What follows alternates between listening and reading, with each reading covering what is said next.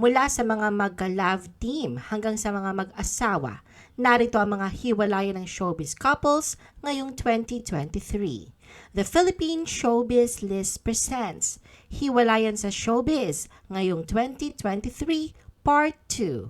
Cherry Pie Picache and Edu Manzano.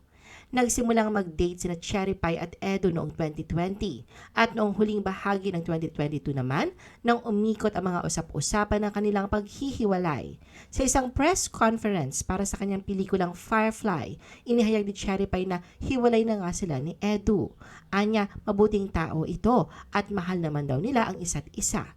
Napanatili rin daw nila ang kanilang pagkakaibigan sa kabila ng kanilang paghihiwalay. Kahit nakaranas na naman siya ng panibagong heartbreak, ang 53-year-old actress ay hindi isinasara ang kanyang puso sa pag-ibig. Binanggit niya na ngayon, kaya na niyang alagaan ang kanyang sarili pagdating sa mga relasyon at laging bukas sa bagong aral tungkol sa romance. Hindi problema para kay Cherry Pie ang pagiging single. Ipinahayag niya na kahit hindi perpekto ang kanyang love life gaya ng iba, pakiramdam niya ay blessed pa rin siya sa kanyang buhay sa ngayon.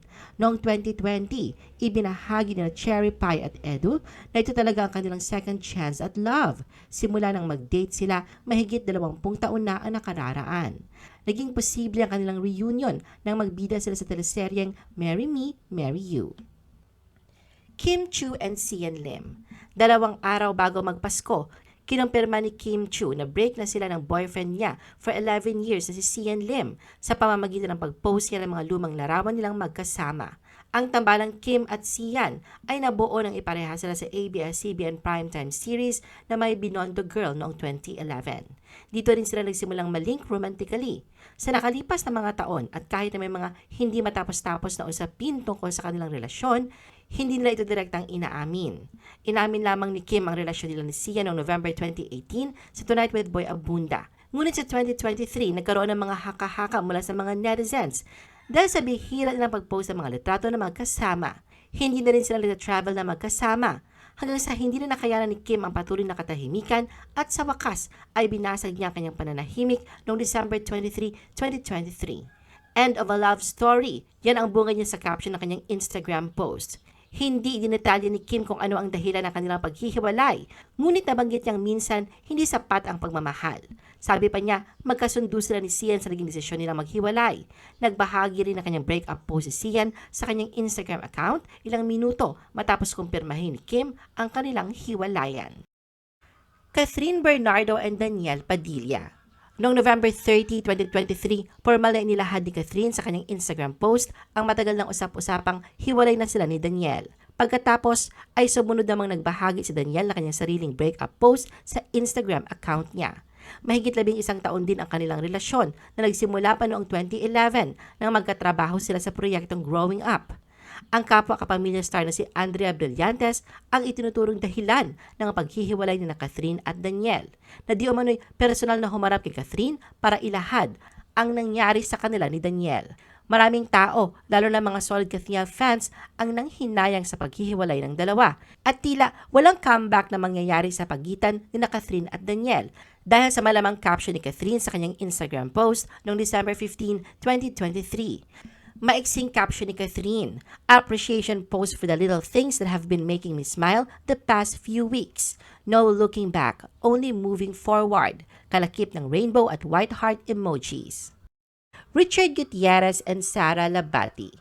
Ikinasal sina Richard at Sara noong March 14, 2020, isang araw bago ang lockdown. Ngunit sa huling bahagi ng 2023, kumalat ang balitang naghiwalay na sila. Kinalaunan, inilantad ni Annabel Rama, ang ina ni Richard, na sa kanyang bahay na umuwi ang anak. Nabanggit din niya na may nagwawaldas na tila pinapatungkulan si Sara. Marami ang hinayang sa relasyon ng dalawa na nauwi na ngayon sa co-parenting status. 5 taon sila naging magkasintahan at 3 taon naman bilang mag-asawa. Mayroon silang 2 anak na lalaki, sina Zion at Kai. Miles Ocampo and Elijah Canlas. Sina Miles at Elijah Canlas ay naging official mula noong 2021, ngunit noong 2022 lamang inihayag sa publiko ang kanilang relasyon. Sa isang clip na ipinost ng News 5 noong November 23, 2023, tinanong ng isang interviewer si Elijah kung going strong pa rin ba sila ni Miles sa kanilang relasyon. Ibinahagi niya na siya at si Miles ay may kinakaharap na personal na mga problema. Sinabi niya na bagamat naging mahirap sa kanilang dalawa, kinakaya pa rin nilang ayusin ang mga bagay.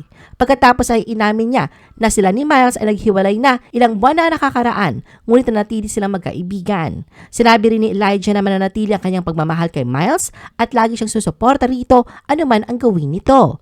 Palaging siya rin daw ang number 1 fan ni Miles, ngunit sa ngayon ay inaalam pa nila ang kanilang sarili at kanya-kanyang buhay. Yasser, Marta, and Kate Valdez.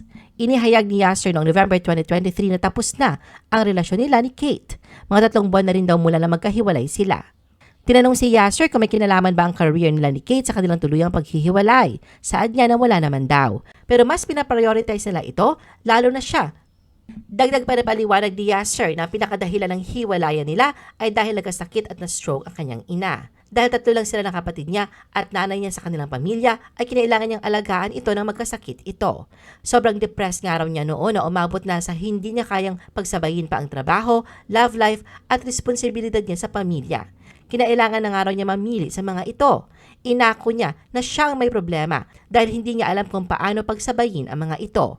Ayon kay Yasser, wala naman daw siya naging problema sa pamilya o nanay ni Kate. Nagkausap din daw sila ng maayos ni Kate pero ngayon ay wala na silang communication sa isa't isa.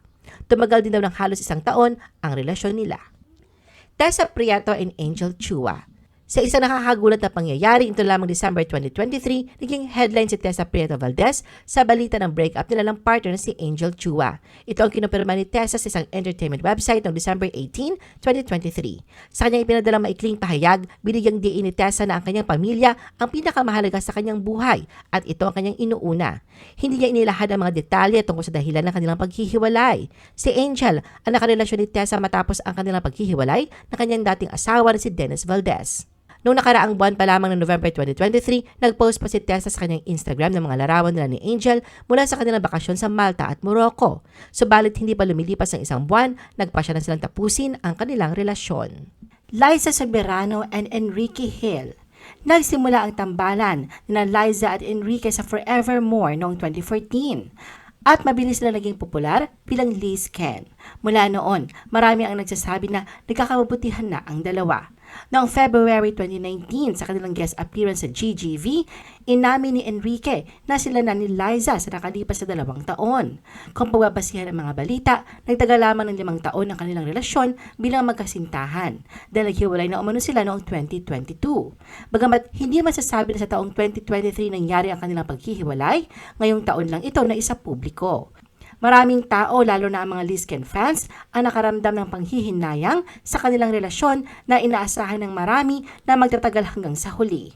Matagal ng usap-usapan na nagkahiwalay na ang Liz Ken, subalit walang kumpirmasyon mula sa magkabilang panig na inilahad sa publiko. I-post ang inyong comments at reaction sa baba. At huwag kalimutan na i-like at i-share ang video na ito. Gusto mo pa ba ng ibang showbiz videos? Panoorin ang aming iba pang top viewed videos. Para sa aming mga YouTube viewers, pumunta lang sa description ng video na ito o i-click ang link sa itaas ng screen. Para naman sa mga Facebook viewers, ay maaari ninyong hanapin ang mga link sa comment section ng video. I-follow nyo din kami sa Facebook at mag-subscribe sa aming YouTube channel. Thanks for watching!